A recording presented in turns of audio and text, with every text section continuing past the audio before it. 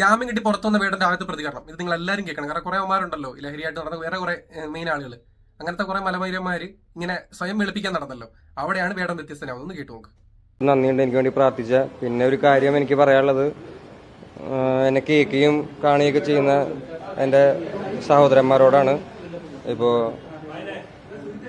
ഇവൻ്റെ പുകവലി മദ്യപാനമൊക്കെ ഭയങ്കര പ്രശ്നമാണ്, ബാഡ് ഇൻഫ്ലുവൻസ് ആണെന്ന് എനിക്കറിയാം. ചേട്ടനോട് ദയവ് ചെയ്ത് ക്ഷമിക്കണം.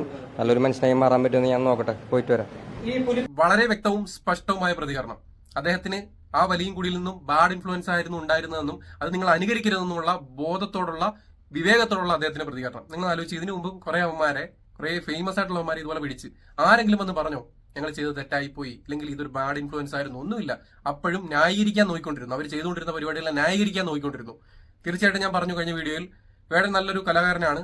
അദ്ദേഹത്തിന് ഒരിക്കലും നശിച്ചു പോകണം എന്നുള്ള രീതിയിൽ വിമർശിക്കാൻ ഞാൻ തയ്യാറല്ല.